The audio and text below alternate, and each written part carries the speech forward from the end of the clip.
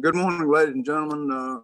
We apologize for being a few minutes late beginning this committee meeting for April the 14th of 2020.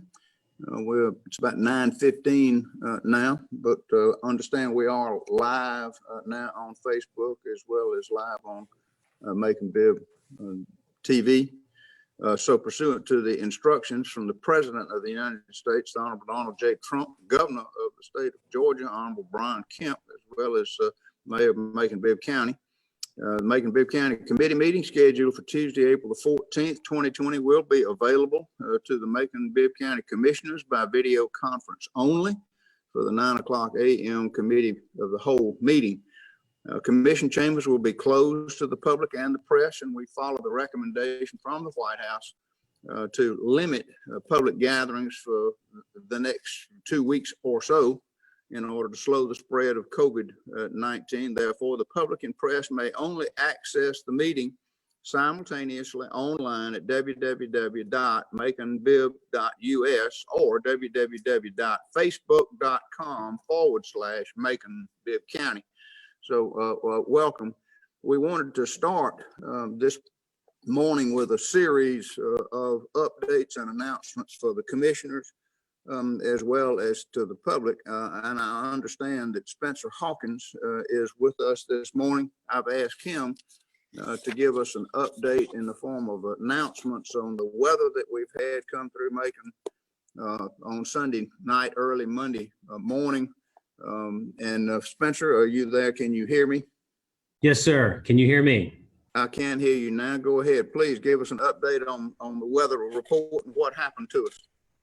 Okay. Well, we knew we were going to get some weather, and we got it. There was significant severe weather throughout our region throughout late Sunday into early Monday morning. It looks like sometime around 3 a.m. We got what appears to be at this point a very small minor tornado. With that being said, though, it did impact some pretty significant damage. The main area that it hit was the Zebulon Road shopping center area. If you know, between Peak Road and Bass Road, there's the Walmart, Walgreens, Lowe's, all of those businesses over there were impacted. The Walgreens was probably the most severely impacted.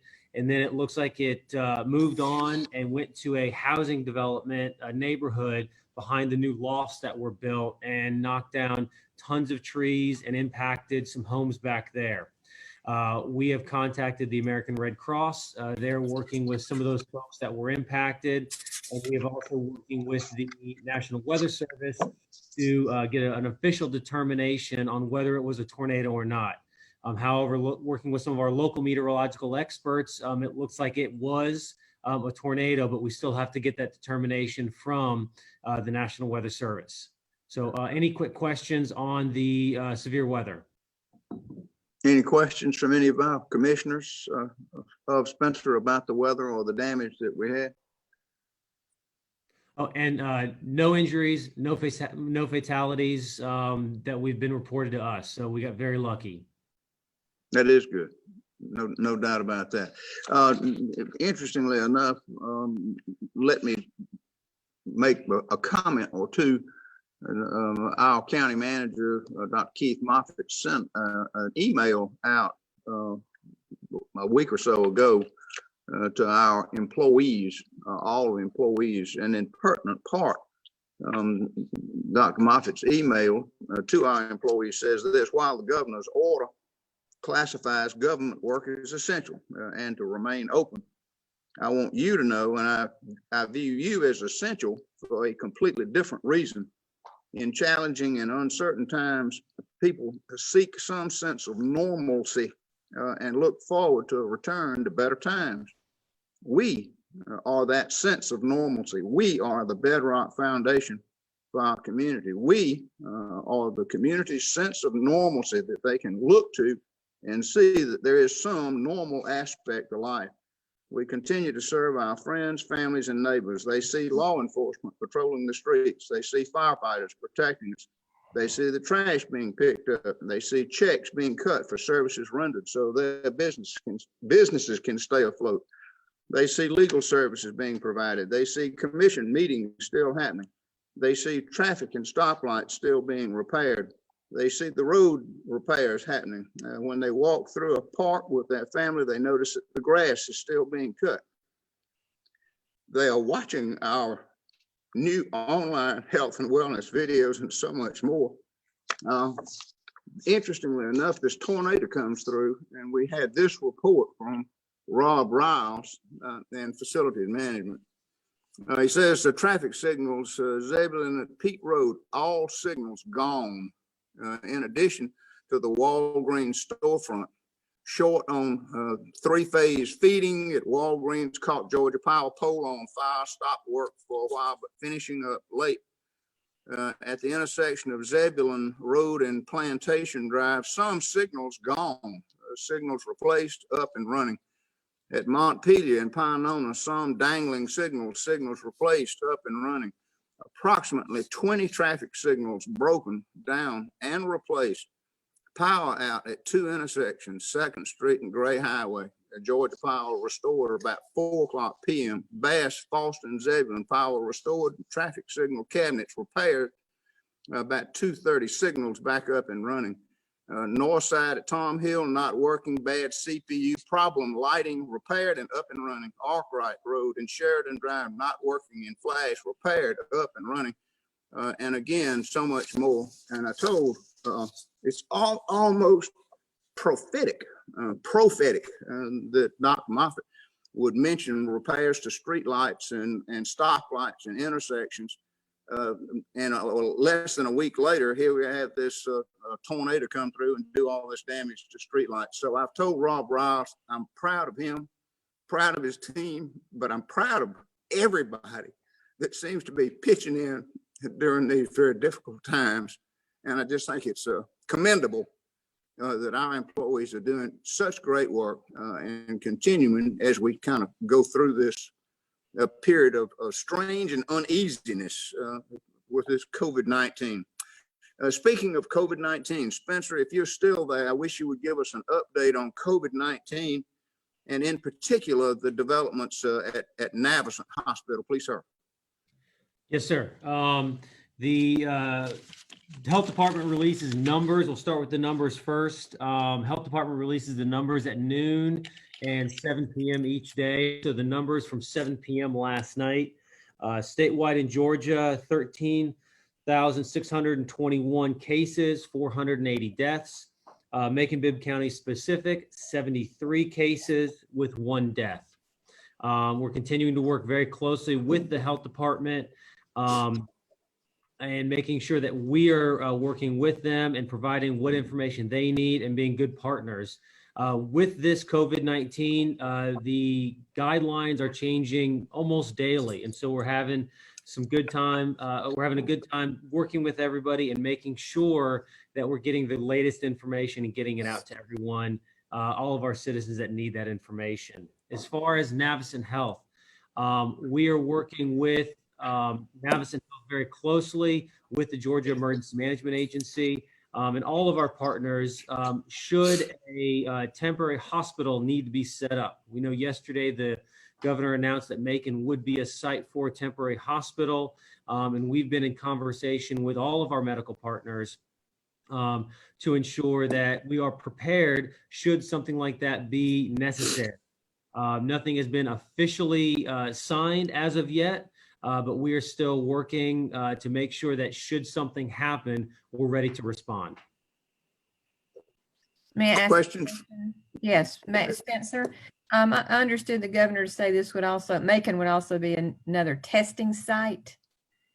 You said I would have to look into that. The information I did not hear the governor's press conference yesterday. Let me take that back, look into it, and I'll provide you an answer later on today. Okay, thank you, because I understood our state was behind on testing and they wanted to get a new testing site, and I thought he mentioned Macon. I'll look into that. Thank you. And Spencer, can I ask you a quick question? Are Navicent's confirmed cases included in the number of confirmed cases in Bibb County? the way that the health department reports out cases is that it's based on the patient's place of residence. So this is not real numbers. For example, if Navicent had 100 people currently admitted, or we'll make it easy, 10 people currently admitted at Navicent with COVID-19, if 5 of them were in Bibb County and 5 of them were in Monroe County, then it'd be reported out as 5 for Bibb and 5 for Monroe. So, It's not based on where they're being treated, it's based on where the patient lives. so in other words, Navicent's confirmed cases for people who live in Bibb County are being reported to the health department and included in their figures. Every confirmed case, COVID-19 is a mandatory reportable infection. And so every reported case is absolutely reported to the health department. And then those are put out the way that they are at 12 and 7 based on the place of residence. So it really is inconsequential where the person is being treated, whether it's at Navicent or Coliseum or something, or HCA Coliseum or anything of that nature. It's where they live, where they call home. Okay, thanks for that. Mr. Mayor. Any other questions? Yeah, Joe Allen? Yes, sir. This is for you and Spencer. Have we tested our law enforcement officers as well as our firefighters and the correctional officers at the sheriff's office? You know, they're out amongst people all the time. And I understood that we had an issue that came up at a fire not long ago where somebody in a member of a family from a firefighter had the COVID-19. Have we started that, or can we start that to check those individuals? I don't know that we have the availability of the testing kits, but we can certainly look into that, Commissioner. I just don't know the answer to that. I understand that there's still a shortage. They're trying to come up with testing kits and then the turnaround time, but certainly we can look into that and whether or not some people are recommending that everybody be tested. And the downside of that is it takes that many more testing kits to test, just say all 155,000 residents of Macon-Bibb County. Yeah, but I'm just So thinking. right. Some say that you need to have some symptoms before you're tested. So, but we can certainly look into that and see what the potential is for testing. Then the other bad thing I will have to say, this is just me talking, and it's just personal opinion. But you can have a test today, and it can take, let's just say, 5 days turnaround, and comes back and says you're negative. Well, what if you were contacted and in communication with somebody 2 days after you took the test? Well, now you may be, it changes day to day. So it really is a moving target for the testing. So it's not a matter of one time and you're done, because like I say, you can become or you can contract the disease the day after you get tested. Yeah. Current DP guidelines are what they're focused on with testing is anyone who is symptomatic, displaying those symptoms, or if there is direct contact with a symptomatic or a positive test person. And so that's what we're going with. But like the mayor said, I will look into it. I'll go with the health department and follow back up with Dr. Moffitt. I appreciate it. Good job. Mr. Mayor, Commissioner Lucas? thank you. Go ahead. Thank you. Commissioner Allen and I both serve on the Board of Health, and we're having teleconference meetings every Friday morning to go over stats and other kinds of things. And we appreciated Spencer being on the call last Friday, this past Friday. And we were concerned because, first of all, Senator Lucas is trying to get Macon designated as a testing site. Warner Robins is a testing site. And a lot of folks questioned why Macon-Bibb, Macon was not a testing site. So I hope that what Valerie is saying is true, that Macon is now or is going to be a testing site. The other thing that I'm hearing a lot from the family members of folks who work in factories, all of our large factories who are still working. And their main question is what safety measures, what precautionary measures are being taken with those. And I know we can't go into a company, but I know the industrial authority works with all of the companies, and they could at least bring back to us the process that's used for ensuring that maybe the temps are taken on a regular basis during the shifts and things like that. I'd like to know so that I could tell people who call me what's being done in these different factories, because if somebody tests positive, if somebody's positive, they're taking it back to their family.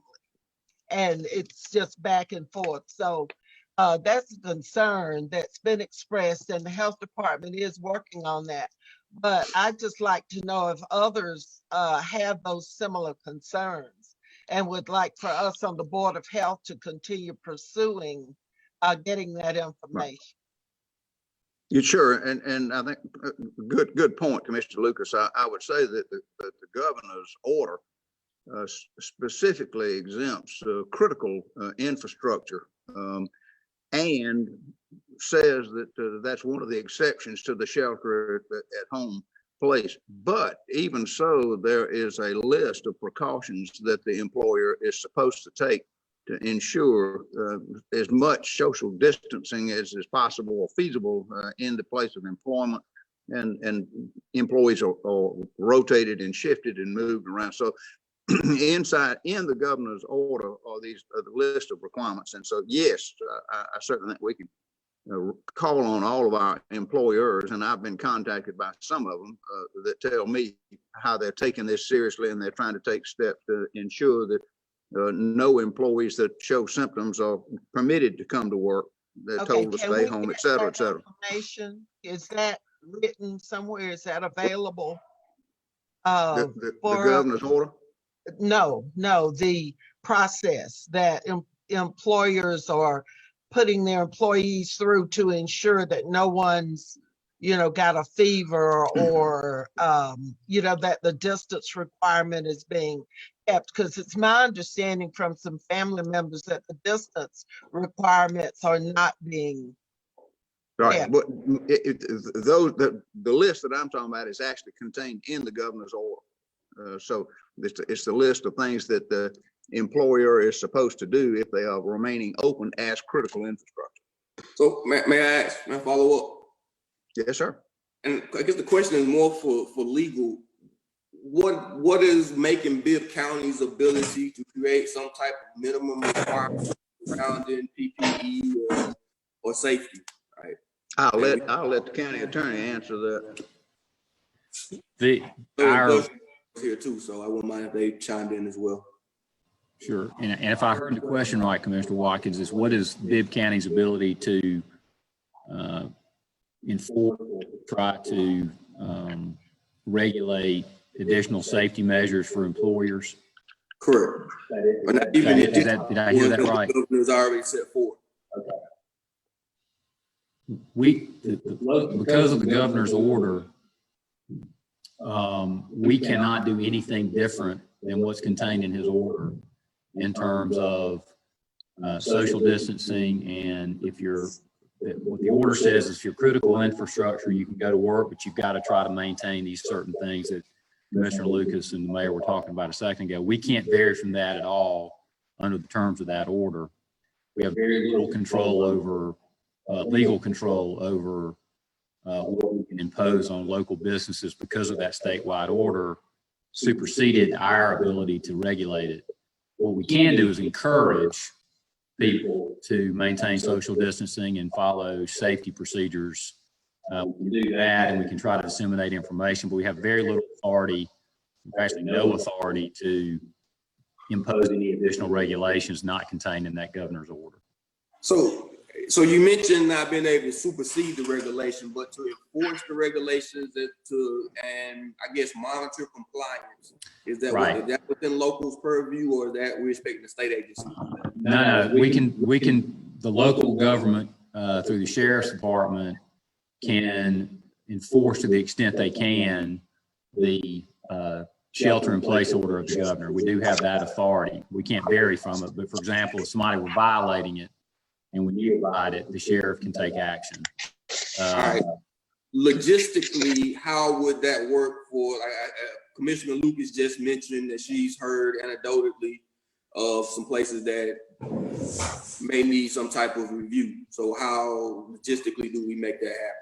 Yeah, what I have seen or heard from some of the commentary from ACCG, the in the municipal association, is that if you see something, if a citizen, for example, sees that what they think is a violation, then they should report it. I don't want to speak for the sheriff because I know there's limited resources and what he can do. But for example, what the sheriff couldn't do is go into private property and go into somebody's house without probable cause of a crime committed. But for example, if somebody is opening, I'll give you an example, easy, when a bar is opened, those are clearly been closed and people are congregating in a bar. The sheriff, if he knows about it and somebody calls him about it, can go take action and make those people disperse and issue tickets for violation of the governor's order. It's just frustrating, excuse me, it's just frustrating that the folks are calling and they're saying that their loved ones are working in these situations, but how do they make sure that they're protected in these factories where they're too close to each other? And I don't know, the only thing I've heard they're doing is taking the temperature. There may be other things, but I'd like to know, what the plan is. I know we can't go in and tell them what to do. I know that, and they can declare themselves essential services and stay open. But I would like to know that their employees have a plan for ensuring that they don't catch the virus from anybody else, because it'll spread all over the facility. That was my only concern. Right. We may be able to get a report momentarily from the industrial authority. They're online and going to be talking to us about the airport, but could be Stephen Adams could make some comments about what he knows and what they've been doing and what they're finding out. So we can look at that.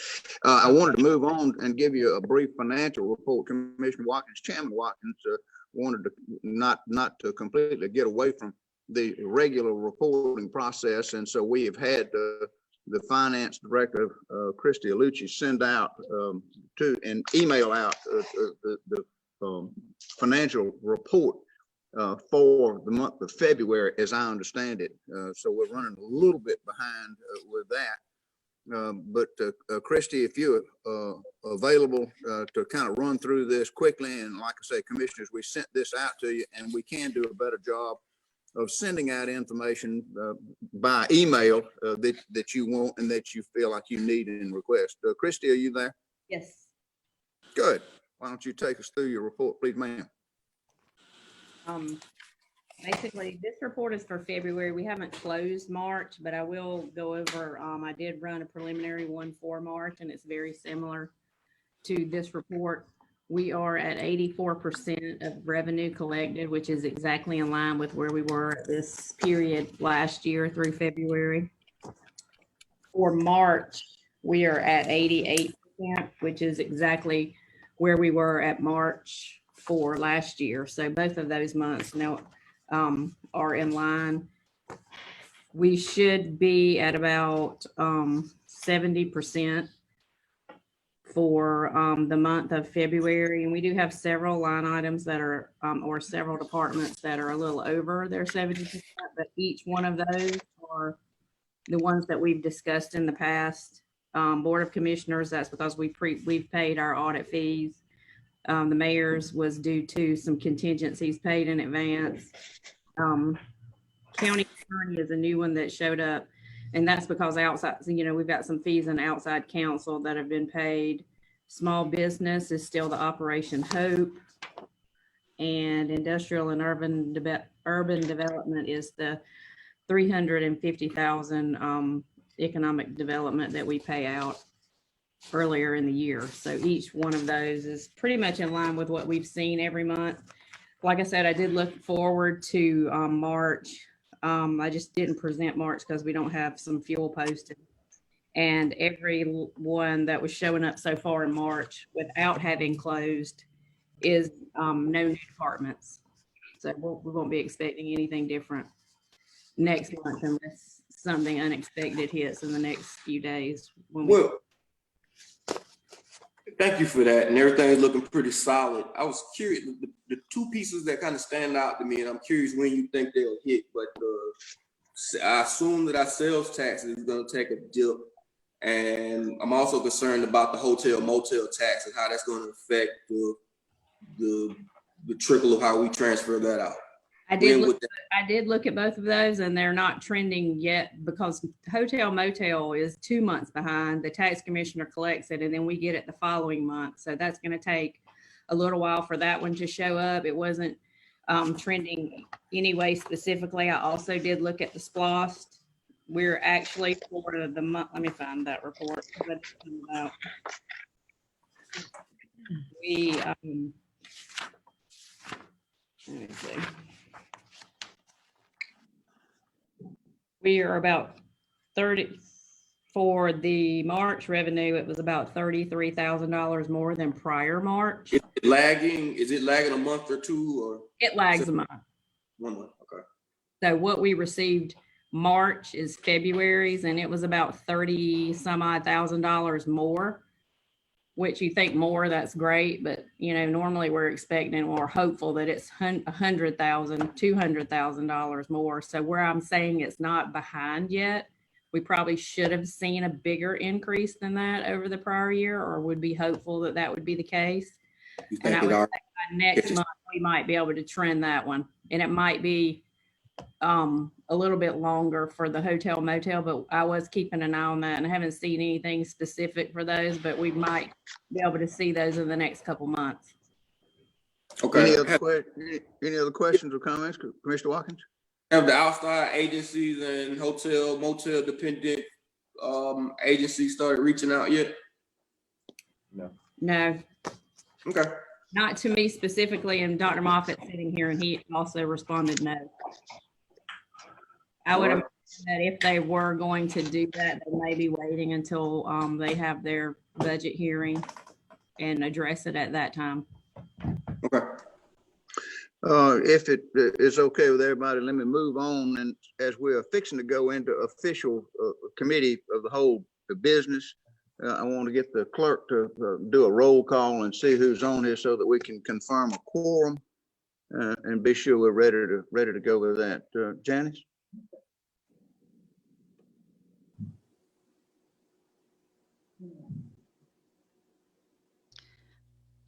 Commissioner Tillman, Is he muted? Yeah, he might be. okay, thank you. Commissioner Tillman, Here. I'm here. okay. Commissioner Bibbins, Commissioner Allen, Here. Commissioner Lucas, Here. Commissioner Schlesinger, Here. Commissioner Jones, Here.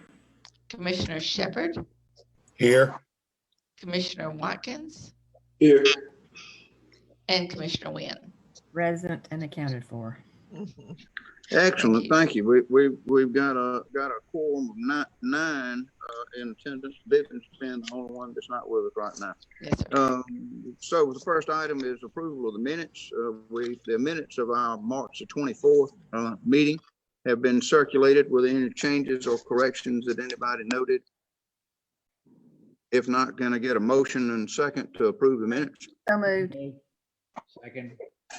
Got a motion by Wynn and a second by Schlesinger. Any other discussion? Hearing none, all in favor of approval of the minutes, signify by saying aye. Aye. Opposed, no. The ayes have it, the minutes are approved. Next item on our agenda is an update on our airports. I have asked TBI and the Industrial Authority to kind of team up, and I understand that Blake Roy is on the phone with us. And then if you will permit me, as we go through the report, there are a couple of action items that I would like to take out of order while the TBI folks and the Industrial Authority folks are on the line with us. One concerns the airport beacon. I think that's item G. And then one concerns a grant for runway rehabilitation that we're in a time crunch to approve. So with that, Blake, are you there and ready to proceed? Yes, sir, I am. Excellent. All right, good morning, everyone. Good morning. Morning. So, yeah, per the mayor and for you guys, I wanted to provide a quick update on what's actually going on at the airport right now. We have many projects in the works, including the two that are on your agenda for today, the airport beacon and the $3 million is being provided by GDOT for a runway rehab and potential taxiway rehab, depending on how the bids fall. The first thing I wanted to, on my list that I have is the aircraft parking that was approved a few weeks ago. So far, we received 17 Delta Connection aircraft. All of those are from Republic Airways and Compass Airlines. They'll be parking here for the next 2 to 3 months, depending on how long this crisis lasts. We hope they'll be back up and flying before then. That's how many we received right now. We have been in talks with Embraer here at the regional airport that they could be bringing in some more. However, at this time, that has not occurred. So 17 is our number as of right now.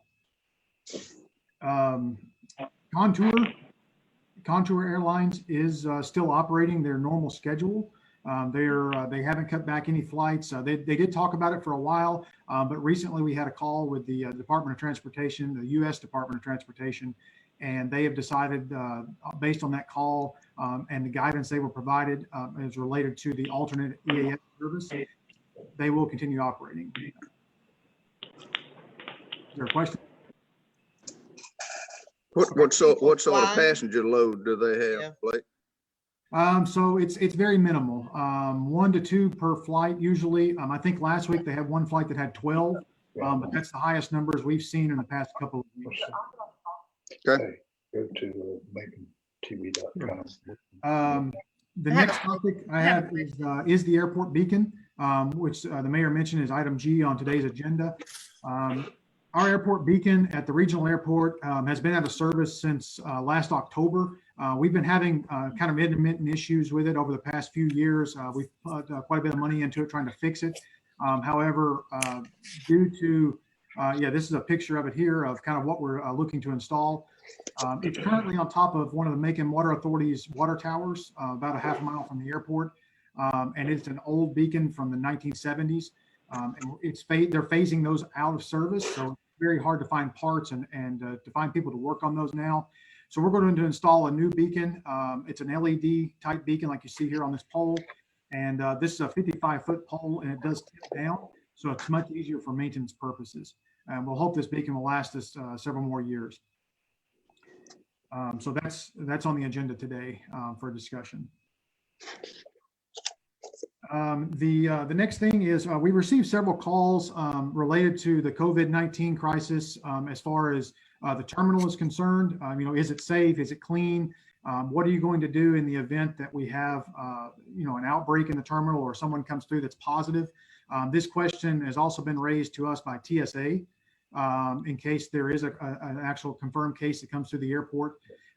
They have asked us, working with TSA, we actually reached out to a few different cleaning services. There's a couple in Atlanta and one in Lawrenceville that they have spoken with that are working with Savannah International Airport as well as Augusta. So in the event that we do have a confirmed case come through the airport, we have a couple cleaning companies that I've spoken with and are on somewhat of a retainer in case we do have to move forward with an emergency cleaning of the terminal. So we're on top of that and ready for that in case that does happen. The next item on the agenda is the runway 1432 rehabilitation and potential taxiway rehabilitation. So this is on the agenda today. Basically, we are receiving through the state legislature and Georgia Department of Transportation is providing approximately $3 million, or they're providing $3 million for a 75-25 split to a project. And For the runway reconstruction, we felt that was a good use of that money. This will be our secondary runway, which is kind of goes from the top left of the screen there to the bottom right, across the middle of the airfield. That runway does not qualify for federal funding until you pretty much have every other piece of pavement on the airport is repaired and in good working order. On the recent Georgia DOT analysis study that was conducted last summer, it turns out that is not a very good, it's not in very good condition. So we felt that's a proper use of this funding, is to repair that secondary runway. And through our work with GMC, our local airport contractors, they're actually on site today. They did some pavement cores last week, and they're doing the preliminary survey work on that runway today. In addition to the runway, depending on how the bids fall, we felt that it was prudent to also include a couple of our small taxiways into that project as an alternate bid. So runway 1432 would be the primary bid. Taxiway Delta and Taxiway Charlie from the main ramp or main apron over to runway 23 are included as alternates on that main bid. And that's just in case the bids fall well below 4 million, and we're able to include those as well. The only other situation we have with the runway is that the Georgia Department of Transportation will not participate in the design cost of that runway. They will participate 75% on the construction. However, the remaining 25% and the design cost at 100% will be on local share, will be on the county to provide that. So that is all on the agenda today for your consideration.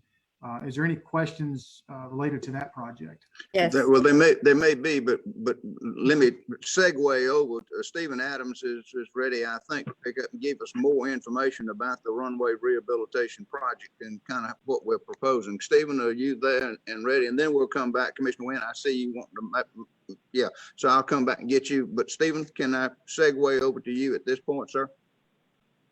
Yes, sir. Thank you, Mr. Mayor. And first of all, can everybody hear me okay? We're just testing our microphone here. Can everybody hear me? Yes. Yes. Okay, wonderful. I'm joined here. I got Chairman Robbie Fountain as well as Vice Chairman Dwight Jones. And if it's okay, I turn it over to Chairman Fountain, who will lead us through our presentation. Wonderful. Thank you, Stephen. Good morning, Mr. Mayor, and good morning, County Commissioners. I hope everyone's doing well. Yes, just to dive in a little bit with the airport, and talk a little bit about the match money. Mr. Mayor, we had talked about the crosswind runway, and I think DOT has offered that 75% match, and we at the authority are committed to the airport, and we're committed to the match money. I think at the end of the day, I think we're looking at about $1.2 million, a little bit north of $1.2 million in match money. Is that correct? $1.25 million, I think is where we are. Right. Yes, that's my understanding, that the match itself, the $3 million, the match, or for the $4 million, the match is 25%. So the match is $1 million. The state's contributing $3 million, and kudos to our local delegation for managing to get this $3 million into the supplemental budget, which is part of our issue, because the supplemental budget, the money has to be obligated before June the 30th.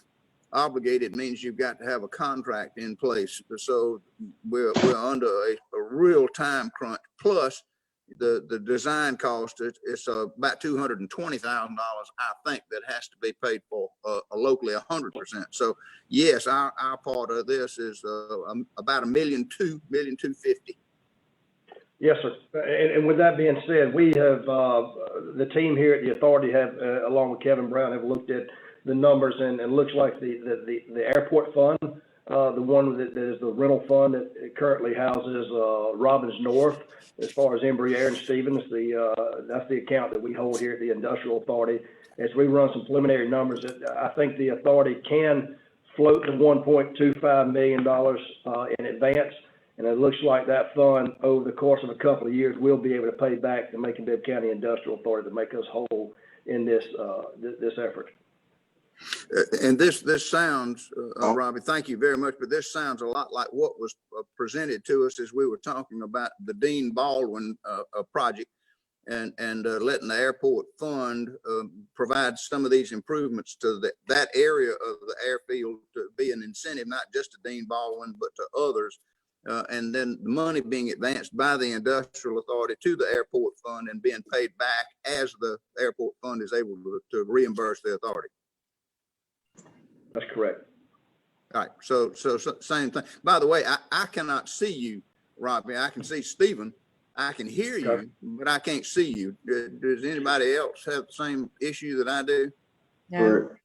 Mr. Mayor, he may be on, if you might be on another screen because so many people have joined. I noticed that as well. I couldn't see everybody on the screens. Okay, well, I'll try to pull up more pictures, but comments and questions. I know Commissioner Wynn had her hand up first. So Commissioner Wynn. Yes, sir. Thank you, Mr. Mayor. Blake or Robbie or whoever, or Stephen, I know we're collecting rent for these planes that are being parked at our airport. Is that money going into your airport fund? Yes, ma'am, it is. And how much, I know that we were told this at the beginning, but how much is it? We're charging, for the aircraft that are here now, we're charging $960 per aircraft per month. And that's prorated based on, if they leave early, it'll be prorated based on the Okay, and about how many planes do we have out there now? we have 17 at this time. Okay, so that money will go into your fund. Yes, ma'am. Good. Other questions, comments, or concerns? If not, Robbie, yeah, keep going, and then any other information about this.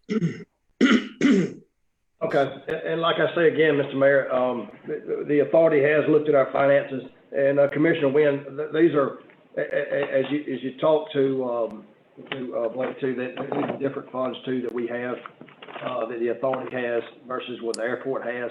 And the fund that the industrial authority actually has access to, and we keep up with all the rents from Embraer, from Stevens to Robbins North. Those are the fundings that we have through rents, and that's what we're talking about using to reimburse the Macon-Bibb County Industrial Authority $1.25 million. That's great. And Mr. Mayor, going back to the crosswind runway, I know this has been on our radar for a while, and we've talked about it, and through a lot of efforts, our team, Dwight Jones, the mayor, a lot of people came and got those funds appropriated for that runway, crosswind runway, to be resurfaced and redone. Thank you guys for leading that charge. It was kind of unexpected here to get it this soon, to scramble to come up with the match money, but I think our team has put together a great financial plan. Kevin Brown's on the line as well. He can speak to it if he needs to, but we do have the funding set aside in place, and we can move forward with this, Mr. Mayor. That's fantastic, Robbie. Thank you very much. I appreciate that. Other questions or comments? And Dwight, I see you sitting there looking mighty studious. Trying to keep up appearances, Mayor. Well, I do think that Dwight is owed a great deal of credit for this, because his trip up there to talk to the folks at the Department of Transportation, as well as talking to members of the House, and Senator Kennedy and Senator Lucas as well, going to bat and getting this $3 million put in. And the reason it's so important to do this is because that when we do the extension of the main runway, the secondary runway will be what keeps our airport open while the main runway is under construction. So otherwise we might have to shut down for periods of time, extensive periods of time. And when you've got the sort of operations that demand continuous service into these MRO outfits and so on and so forth, we had to keep the airport open. So by redoing the secondary runway, it will become the primary runway for a period of time. And Contour has confirmed for us that it's only 5,000 feet in length, but that's long enough to safely accommodate a fully loaded Contour flight, so they can keep up their schedule, which I think is of critical importance. So Dwight, thank you very much for going to bat for us, for getting the state to pony up $3 million in the supplemental budget. So now what we've got to do is to act on it, pay this additional match, and thanks to the industrial authority for their willingness to front the money and pay themselves back out of future revenues to the airport fund. Anything you wanted to add to that, Dwight? No, Mayor, other than what you said earlier, which is our local delegation really is the ones that did the heavy lift on them. And so many thanks to them.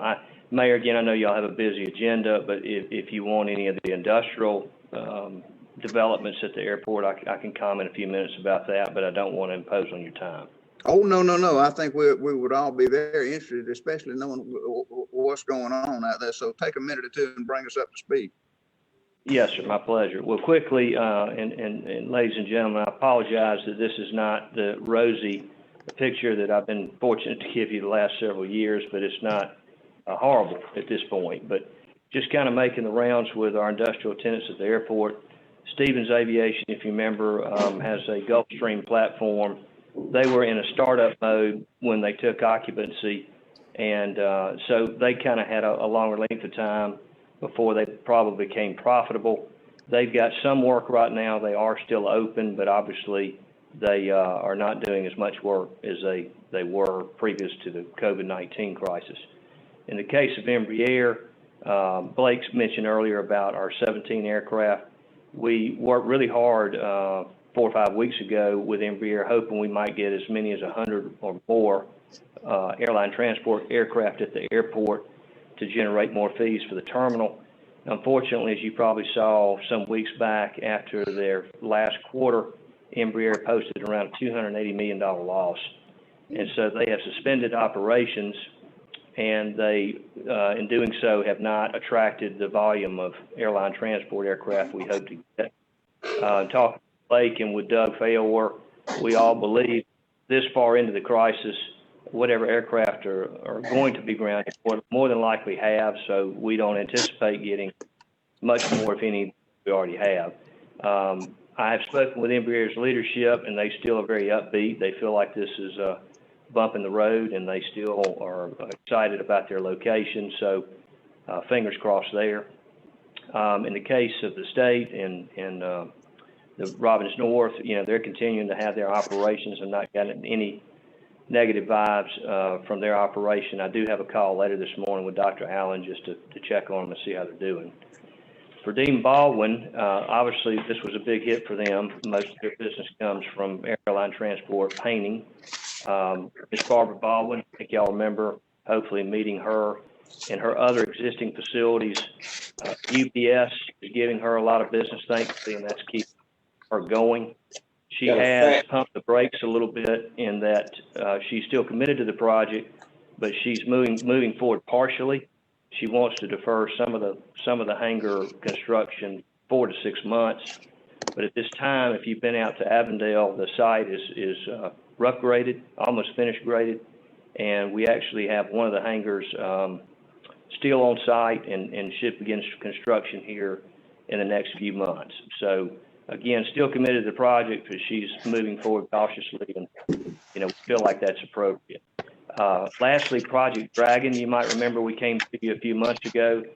Happy to report that even though they're impacted like everybody in the world is, they are still keeping active touch with us. They're still very much interested in the project, still working forward on it. So we still remain very hopeful that will come together here in the very near future.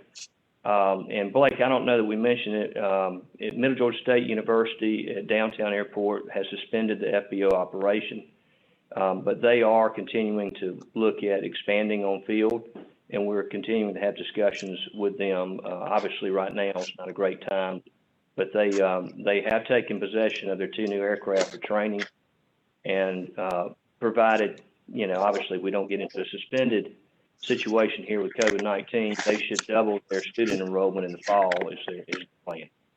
So Mayor, Commissioners, that's just a quick round the track on the 2 airports from the industrial side. Great, thank you, Dwight. Commissioners, any questions, comments, or concerns of Robbie or Dwight or Blake Roy? If not, I would like to take out of order the 2 items on our agenda today that pertain to the airport. The first being the beacon, the replacement beacon And then secondly, this runway extension grant, accepting the grant and agreeing for to pay the match of about $1,250,000 to get the runway rehabilitated. So can I go out of order then without objection? Right. If there are any objections, let me know. Otherwise, I'll ask the clerk to read item G, the caption to item G. Janice? Yes, sir. A resolution authorizing the mayor to enter a contract with the Georgia Department of Transportation for the purpose of constructing an airfield beacon at the Middle Georgia Regional Airport to be funded in the amount of $123,493.36 in federal funds and $2,695.57 in state funds and $3,804.08 plus any project overfunds to be paid as a local match from the airport budget interfund local match line item. Can I get a motion and second? Second. Who was that made the motion? Jones. Jones, good. All right, we've got a motion by Jones, second by Wimp. Now further discussion on item G, the airport beacon, using mostly federal money. I think this is one of those 90% federal funds, 5% state funds, and 5% local funds by the time it gets down to us. But the $3,804.08 will be paid out of the airport fund. Questions, comments? If not, then all those in favor of the resolution signify by saying aye. Aye. Opposed, say no. The ayes have it, and the resolution is approved. Without objection, let me go on and take up item K. Item K is the runway rehabilitation so that we can accept this $3 million grant from the state and match it with $1,220,802.76. And I'll ask the clerk to read that by caption. A resolution authorizing the mayor to accept state funding assistance from the Georgia Department of Transportation in the amount of $3 million for the purpose of improving and rehabilitating the 1432 runway at Middle Georgia Regional Airport with a local match in the amount of $1 million plus payment of design cost in the amount of $220,802.76 to be paid from the airport funds held in trust by the Macon-Bibb County Industrial Authority. Can I get a motion and second on that resolution? I move to accept. Second. Got a motion by Wynn, second by Schlesinger. Further comments, discussion? Mr. Mayor. Yes, sir. Who's that? This is Kevin Brown. Can everybody hear me? Yes. Yes. Go ahead, Kevin. Just one quick note, and I know we talked about it, but the resolution does not mention that the authority will be loaning the airport fund those monies. Do we need to just make note of that, or do we just note it from the minutes? County attorney says we can just note that from the minutes. Thank you, Mr. Mayor. We'll instruct the clerk to be sure and put it in the minutes that the industrial authority is willing to lend the airport fund the additional money it might need to make the payments initially, and then be reimbursed from future revenues to the airport fund from rental fees received. Can we include that was a good point. Good point, Kevin. Thank you very much. Any other questions, comments, or concerns? Mr. Mayor, that's an important item. Could we just include that? With consent, Mayor, I can redo the resolution subject to that. I think it needs to say that because that's a big deal. Yeah. I agree. I agree with Commissioner. I think it needs to be reworded. But I'm in favor of it, but I just think that part needs to be in there. Then I think we can leave that up to the attorneys to incorporate into it the fact that the industrial authority is willing to lend the money to the airport fund to make the payment initially, and then be reimbursed from future revenues to the airport fund as they become available. Okay, yeah, that is kind of important. Do you need a motion? Yes, Judge, we'll do that. And Commissioner Lucas, I assume you want to make that motion I to would. incorporate that language into the resolution. Is there a second to that? Yeah, District 3. Yeah, I'll come to you. Let me get a second. Who was my second? By when? Okay, now Commissioner Watkins. Yeah, so just because I'm curious, the loan is interest free or? Yeah, we'll just assume that it's interest free because these are our buddies that are joined at the hip with us, right, Robbie? That's right. That's correct. Kevin, do you want to speak to that? We will. So unfortunately, the authority does not have enough liquid funds on hand to be able to fund the loan and do the Dean Baldwin loan. So there will be some interest incurred, but those interests will be at the authority's reduced rates, which we have with our line of credit. So they'll be passed through at the actual cost of funds, no additional funds added to that. That didn't sound friendly, Mr. Mayor. Well, you're right, and that's why discussions are always good. So we will have some interest on the funds that are borrowed by the line of credit by the industrial authority. Is that right? The mayor gets so excited sometimes. I do. I mean, this is something we've all been working on so long, but this is good discussion to have. So we want to be excited too. doing it right. Yeah, that's exactly right. So got a motion by Lucas to amend this by putting that language in, and a second by Wynn. Further discussion on the amendment to indicate that the industrial authority is advancing the money, and to the extent they incur interest costs, they'll include that in their reimbursement from future revenues to the airport fund. Now, Mr. Watkins? Now that I've started down the rabbit hole, how much are we, I know you're saying this will cover the overages, if in fact, how much are we expecting the overages to be? So the amount that we would.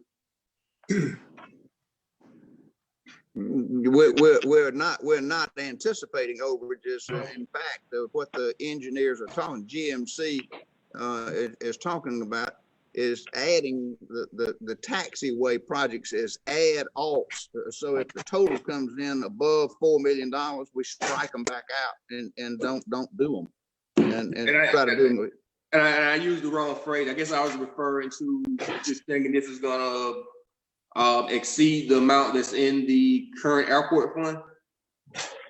Currently, I understand it does, that the industrial authority is not holding enough money in trust down there from the airport fund to cover all these costs. And is that the 200,000 number that I'm looking at, or are we anticipating that number to be different? No, the $220,000 I think is engineering cost, because it was $220,802.76. So I think that's a firm bid from GMC. Right. So the amount that we're thinking would need to be involved in this loan, $50,000, less, more. I'm sorry, I didn't understand the question. Say again. The loan, the loan from the industrial authority that we're discussing on adding on as an amendment, how much are you anticipating that to be by dollar amount? Robbie, Stephen, that's $1 million. That should be $1,250,000. That's what a big Commissioner Watkins. We're looking at this whole match money from the authority will be about $1,250,000. $1 million goes toward the match money to the state GDOT grant. The rest of it will go just for design work. So that's the money that the authority will be lending that airport fund to help facilitate. The entire amount. It's not a portion of it. It's the entire amount. The entire amount. That's correct. Oh, okay. All right. I misunderstood that earlier. Commissioner Watkins, this is Kevin. You remember that the fund is already committed to fund the Dean Baldwin improvements, and that puts us at a little over $1 million deficit just to do that. So we're already at a deficit. We'll have to borrow that, but the goal is to minimize borrowing. So as soon as new revenues come in, we'll offset that borrowing as quickly as we can. Okay, I think I get it now. Is there further discussion about the amendment? Hearing none, then all in favor of the amendment to clarify the financial arrangements between the industrial authority lending the money to the airport fund and being reimbursed from the airport fund with future revenues. Further discussion on that? Hearing none, all in favor of the amendment signify by saying aye. Aye. Opposed, say no. The ayes have it, and the amendment is approved. Now we go to the main motion as amended. I'm not sure that I had a. I Yes. did have a. I did You have a a motion and a second. for that. Yes, sir. So is there further discussion on the main motion as amended? Good. Then all in favor of the main motion as amended signify by saying aye. Aye. Aye. Opposed, say no. The ayes have it, and the resolution as amended is approved. Anything further for Blake Roy or for Robbie or Stephen Adams or Dwight Jones? Because they may want to stay on, or they may have had all the fun they wanted to have. You're gonna have Stephen to speak about the companies and their procedures as far as the employees during this COVID-19 situation. Right, Stephen, that would be good. Has Elise been out with existing industries and touching base with them, and kind of what are you hearing back as far as the COVID-19 and what our local industries are doing in that regard, please, sir? Yes, sir. Happy to answer that question. That we've really are reminded of our international presence during this pandemic that we're going through right now. We interact with multinational companies that are doing business all around the world and have been impacted by this significantly. We're very fortunate, and we have been in close contact. One of the best and the largest value that we've been providing to our industries right now is the flow of information from our federal, state, and local partners. As these new guidelines and protocols become available to us, we're making sure they're getting to them so that they can continue to provide the products and services that we all need during this time. And so I can assure you that they are taking those protocols and guidelines very seriously. The well-being and safety of their employees is of the utmost importance, and they are taking every precaution necessary. We know that they are taking those guidelines and going above and beyond what is being asked of them. And so we are in daily contact with all of our industries. And I'm happy to report, too, that while prospecting and marketing has slowed a little bit, there are still projects in the pipeline that are still looking within all of our targeted industries. And so we expect that as some of these guidelines become lifted, we will be able to get back to business as usual. But we are continuing to do a lot of our prospecting and marketing in this new environment, and doing a lot of meetings just like this. I'm happy to answer any questions about specifics. Like I said, every industry is being impacted a little bit differently. With the airline industry, as Dwight Jones alluded to, has obviously been significantly impacted by the lack of travel. But we're seeing a lot of our manufacturers and logistics operations are still trying to get those products so that when you go to the grocery store, those products are there. We've also seen a lot of our industry partners from Geico and Irving and Mr. Chips and Amazon making donations to our local food banks, and some of the efforts to get food and supplies out to those that can't get it. So I'm happy to answer any questions, but just like I said, everything, and it's changing, evolving on a daily basis too. So. Well, Mayor, if I may, Commissioner Lucas, if I may add, we have no control over this, Mayor and Commissioners, but I have it on pretty good authority late last night that there's an expectation that the P3 loans that a lot of businesses are obviously expecting and having to rely on, the original tranche of funding they expect to run out either tomorrow or Thursday. Yeah, I'm sure. Right. And so my understanding is Congress is still negotiating additional tranches. But I think that's going to drive a lot of the next few weeks, depending on folks that are not going to get that funding on the first tranche. I think that's our biggest concern right now. Okay, so that additional monies would be used for those companies that do find themselves in a situation where they have to shut down. Is that? Yes, ma'am. On the payroll protection plan loans, and Kevin, you probably could speak to this better than everybody, but they obviously 75% of that, for it to be forgiven, is intended to be spent on your payroll burden in these companies. And so, you know, again, I think we just all need to hope and pray Congress gets this second tranche out pretty quick, because I don't know what the numbers are on the companies that have applied. I think they went through this funds a lot quicker than what they anticipated. Yeah, yeah. I'm just worried because the numbers that we have been getting from the different departments are not true numbers, because there's not enough testing going on for us to have real accurate numbers. And I'm just afraid that some of these companies, we're going to have a real serious situation, and you know, everybody will they're just strapped, all these workers. And so that's my real concern.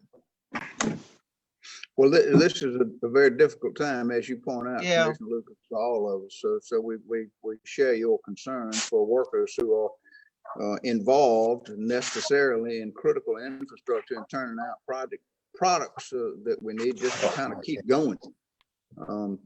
So yeah, and that's a lot of different employers. So we'll continue to monitor this and see what we can do on the local level.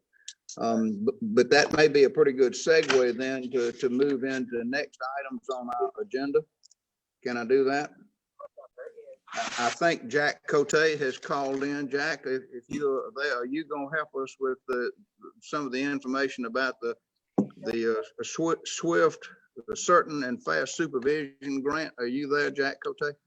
Yes, sir. I'm here. Can everybody hear me? I can hear you very well. Good. I'm delighted. So the next 5 resolutions on our actually 6. The next 6 resolutions are all dealing with the SWIFT, Certain, and Fast Supervision Grant. So, Jack, if you will, tell us a little bit about the purpose of the grant and then what these resolutions are for. Yes, sir. If I may, the purpose of the grant, the SWIFT, Certain, and Fair, is a probation grant. And what we nationwide has typically been used with drug courts. The grant is through the Bureau of Justice Assistance Program, and we are their first domestic violence awardee for this grant. And so they're looking at us pretty closely here. The resolutions that you have before you today are basically some house cleaning issues. The judges, Judge Monroe and Judge Hanson, and they wanted to use money to help with the counseling and for the defendants, because typically in a normal situation, just day to day, one of the main excuses that we have with defendants on probation for family violence, the state does require that they attend the family violence intervention program unless otherwise ordered by the court. And that's typically a burden on the defendant. You find a lot of them unemployed, and they come back and they're not able to pay, they're not able to go. And technically they've no pay, no stay, and they fell out. So what we're hoping to use and to try to see what we can do is use this grant money. Number one thing is the defendant will get a paid assessment, which is already in the works. And what that does is the clinician identifies a little bit more closely on each defendant what the issues may be, and therefore will refer them to what we feel would be a better program or more close-knit program to their needs, rather than the one shoe fits all that the state requires. And that's something that we are hoping to take a look at after it's all said and done to see how it pans out. What we've done back in November, we put out the RFQs to all the counseling programs in with the Family Violence Intervention Program, MRT, and individual counseling programs to put in their applications if they chose to accept the limited money that we have to pay for it. And they did so, and we have gone through the procurement process, and we're here with that as well, with those 3 particular programs or facilities. We also have on board for 2 defense counsels as well for the the defendants as well. When they come through court, they are represented and at no cost to them. The grant pays for the defense attorneys, because that's one of the 4 stakeholders with this grant, and it is a defense attorney. So Good. what today is going to be for Jack, the let me do this. Let me get the clerk to read the caption of the first of these resolutions, and then you can talk specifically about it for us and see if there are any questions about it from the commissioners. So, Janice, would you read the caption to A? Yes, sir. Item A. A resolution to authorize the mayor to execute a professional services agreement with the Southern Center for Choice Theory, LLC, to provide counseling sessions to participate on swift, certain, and fair domestic violence probation who have been evaluated for placement in the Family Violence Intervention Program with funds from the Swift, Certain, and Fair Supervision Grant. Okay, that is the first resolution. Can I get a motion in second? Then we'll have additional discussion. So move. Second. Motion by Schlesinger, second by Watkins. So additional discussion then. Jack, this is the Southern Center for Choice Theory, LLC, to provide counseling sessions. Yes, that's correct. And they'll be in there for 2 of them, I believe. This is for the Family Violence Intervention Program. They are state certified. They're the one Family Violence Intervention Program that put in the RFQ for this grant. All right. And is there a dollar limitation? I'm looking at the resolution, and it looks like the contractor receives $10 per session, not to exceed $240 per participant. Is that right? Yes, and that's the money that comes out of the grant. Now, this is the one that's a matching one. This is the one where the defendant typically pays each week. It's a 27-week one. So therefore, with the limited funds, we are matching this, and the defendant will pay $10 on this one if the clinician feels that this is the one that they need. Okay. Questions or comments or concerns? Yes, sir. Yes, sir. Mayor Pro Tem, that's you, I think. Go ahead. Yes, sir. A couple of questions. Is it Jack? I'm sorry. Yes, sir. Couple of questions. Jack, how does that work versus you say the grant go toward public defender versus a regular defense attorney?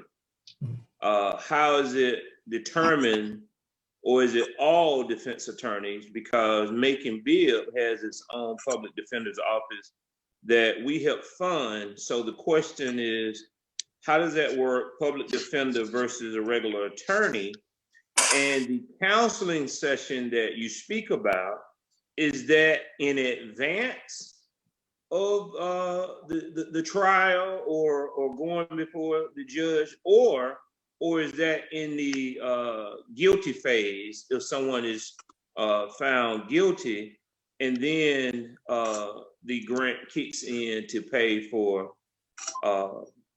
that counseling service? And the third is the amount of money that you're talking about a defendant pays through probation.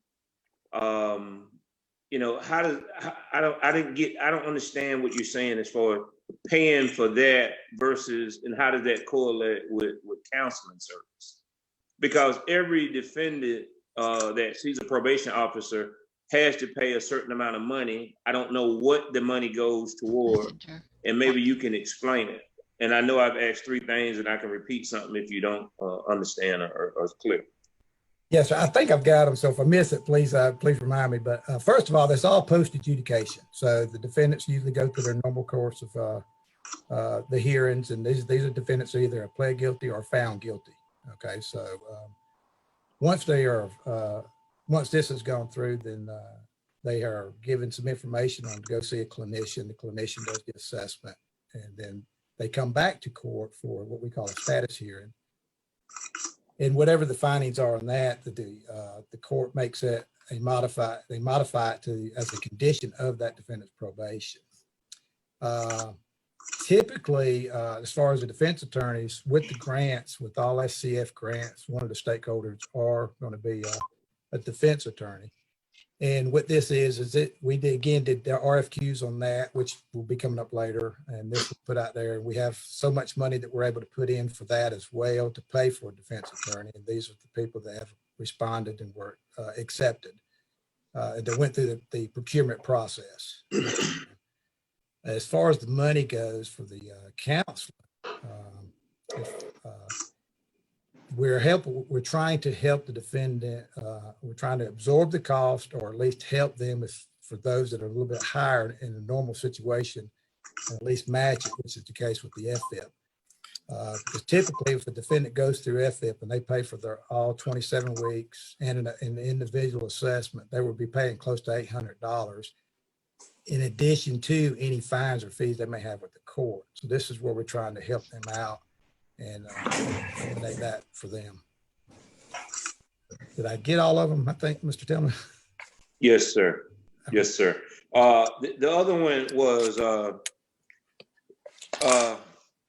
public defender. I think when you said, you still didn't answer the question as far as how do they qualify, because under the a person qualifies for a public defender, I believe, if he or she makes under $1,100 a month or something like that. So if somebody is not using our public defenders, then you're still saying that the money can still help with the counselor or a regular defense attorney? I can chime in here just a little bit. In this, thank you, Michelle. Commissioner Tillman, good morning. This is a little bit of my own personal experience. I served in this capacity for a DUI court as staff attorney under something very similar in Gwinnett County.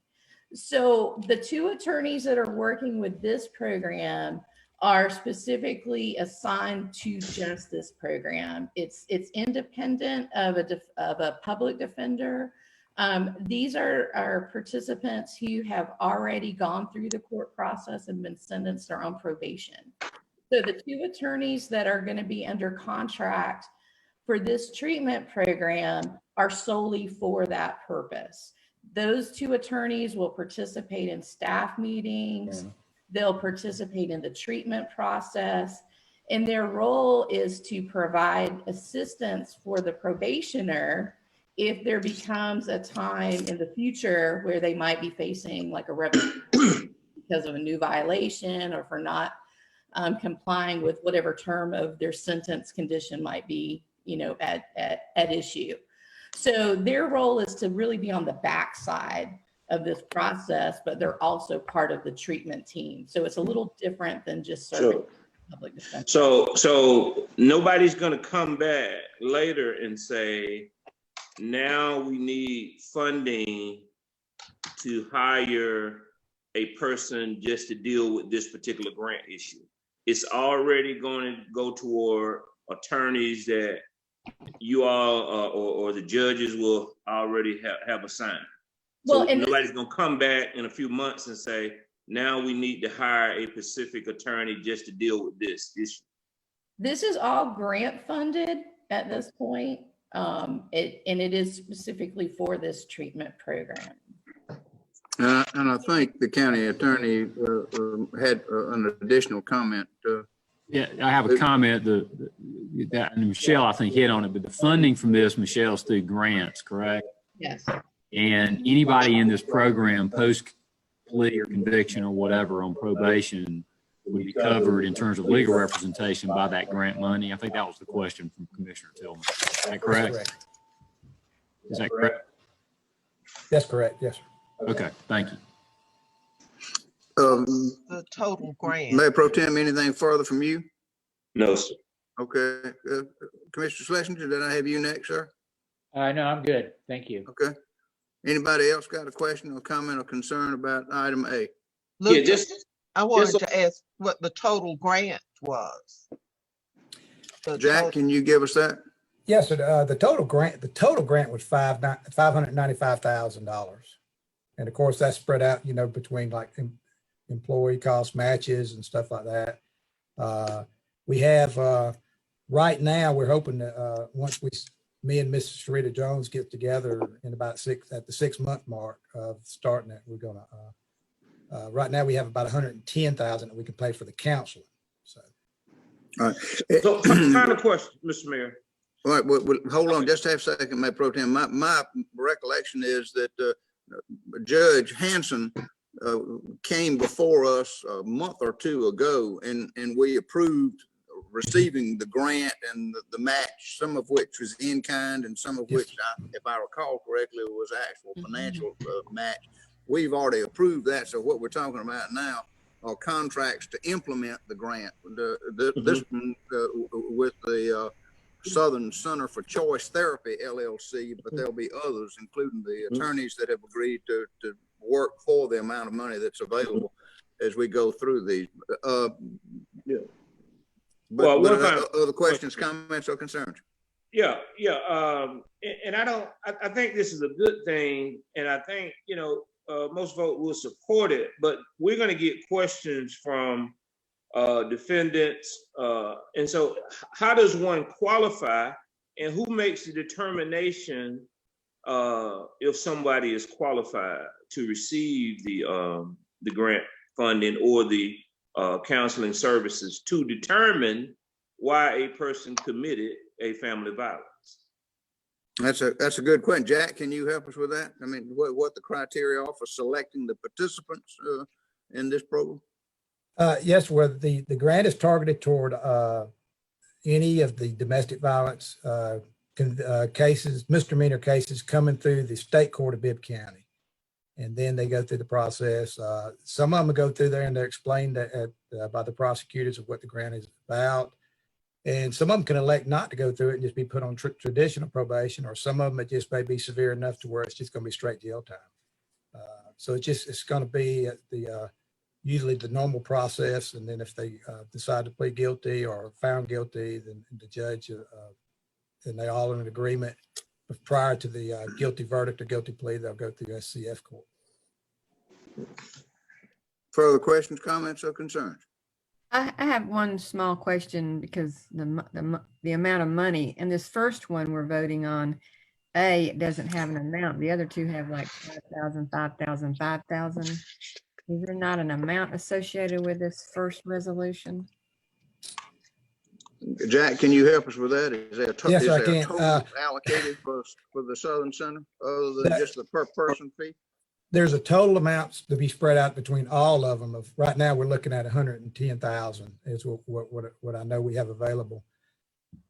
It's all driven by the clinician and their assessment. So you may have, it was hard for us, and we had to get with Chauncey and all. We had to make sure that we couldn't set a certain amount, because if, like for Southern Center here, because if the clinician said that he felt that more were like less offensive and they could do individual counseling, some may be here, and we wouldn't know what the exact numbers would be.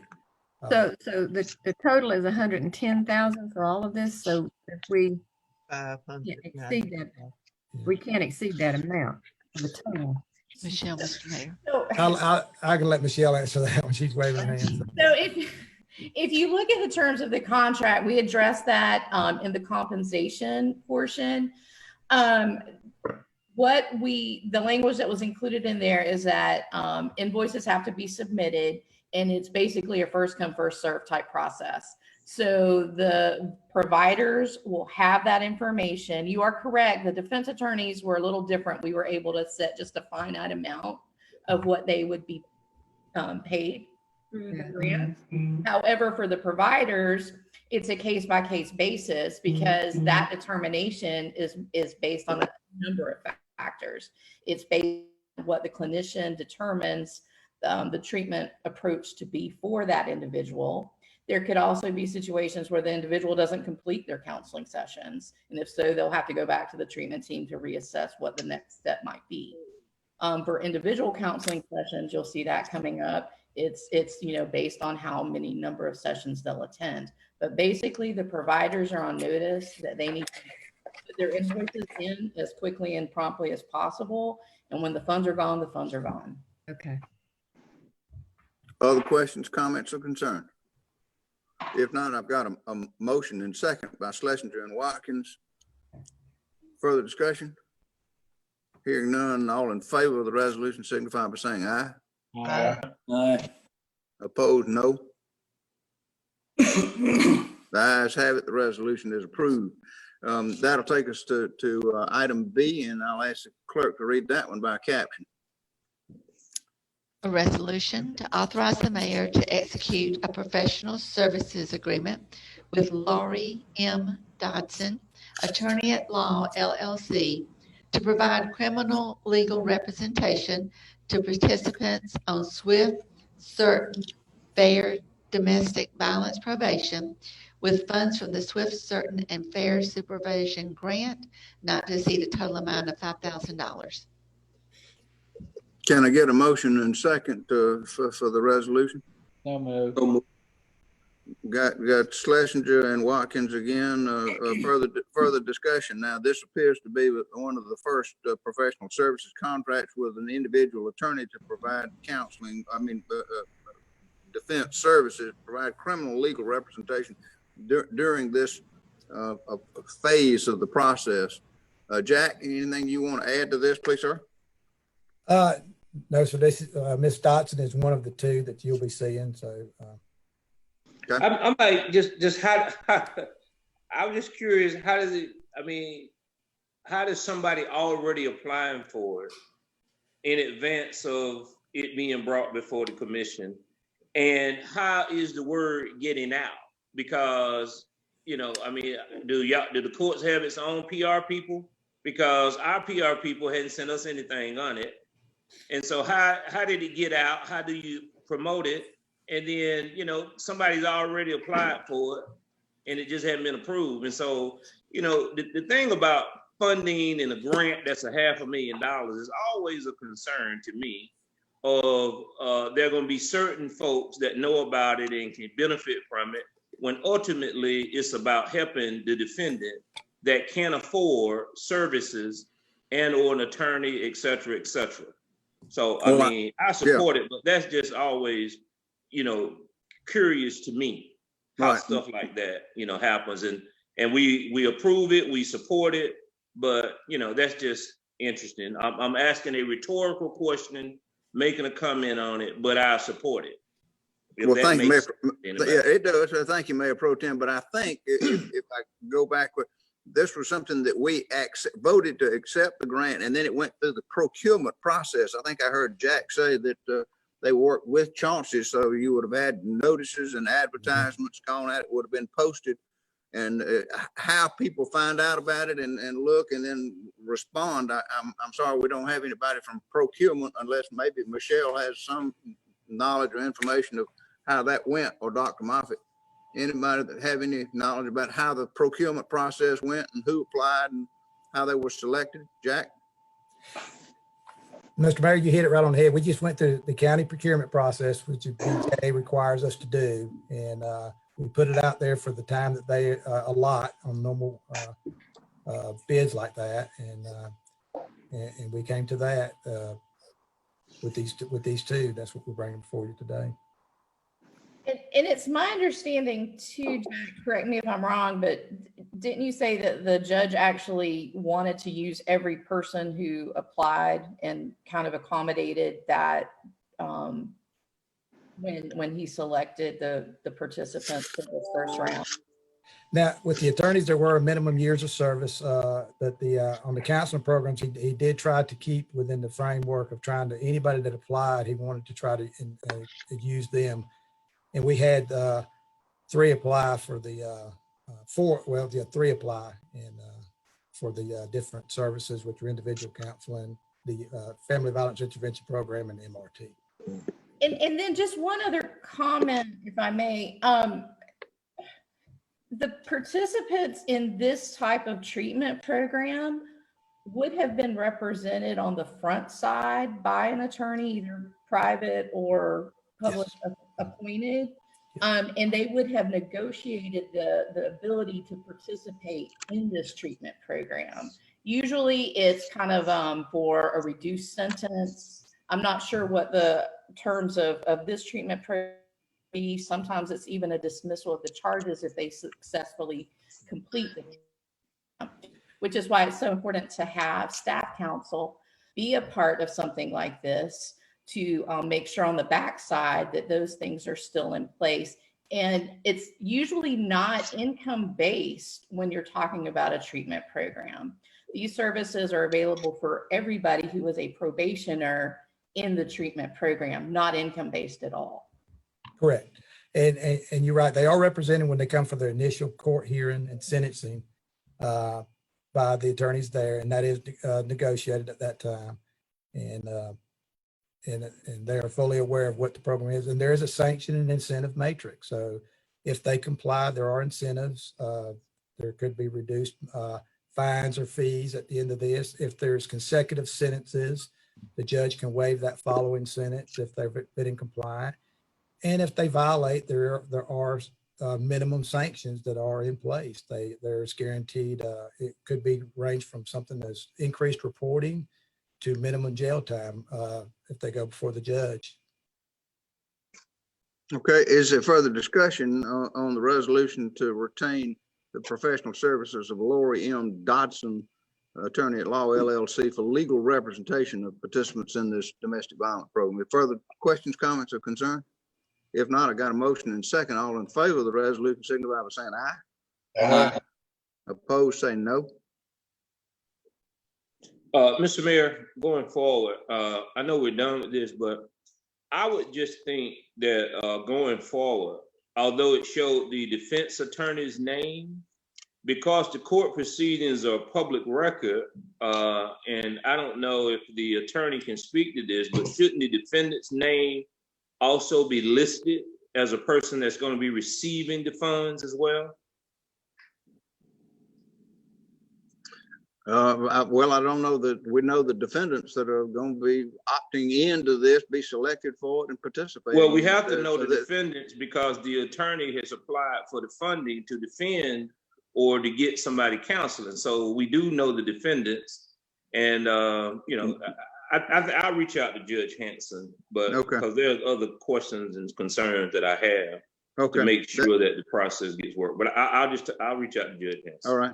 Very good. Well, the ayes have it and the resolution is approved. That takes us now to item C. And I'll ask the clerk to read item C by caption. A resolution to authorize the mayor to execute a professional services agreement with law offices of Amanda R. Richardson, RRC, to provide criminal legal representation to participants on swift, certain, and fair domestic violence probation with funds from swift, certain, and fair supervision grant not to exceed a total amount of $5,000. Can I get a motion and second on the resolution? So moved. Got a motion by Schlesinger, second by Allen. Further discussion now. This apparently is just the second of two resolutions to retain the services of a defense counsel for participants in this program. Further questions? Yeah. My question is about, you have any idea, Jack, how many people could be defended with this amount of money? Well, yes. Obviously not a lot. Well, yes, ma'am. And what it is that's the amount that we had put in there. We're hoping for more as we see that we're saving money that we can, but you know, everybody's going to be represented, and the attorneys are aware of the amount, and they realize if they go over, that's it. You know, that's what they're going to get. But we'll have the representation. Each defendant will through the attorneys. Okay, the only thing, it can't be everybody. Everybody who comes through, $5,000 is not going to cover a whole.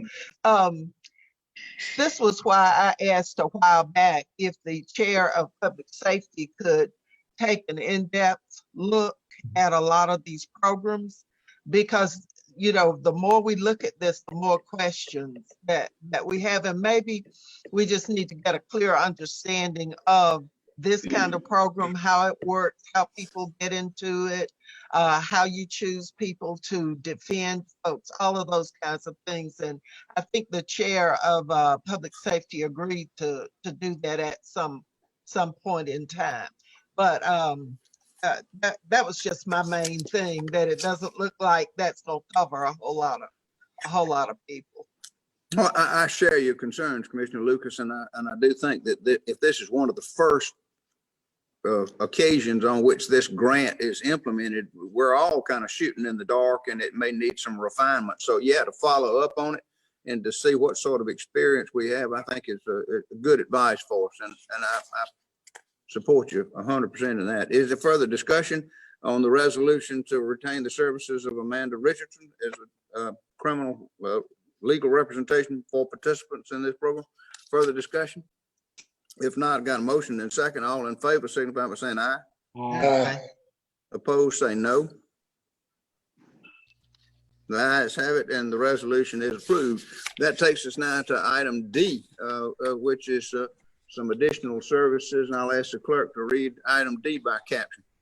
A resolution to authorize the mayor to execute a professional services agreement with the Southern Center for Choice Therapy, LLC, to provide individual counseling services to participants of swift, certain, and fair domestic violence probation with funds from the Swift, Certain, and Fair Supervisory Grant.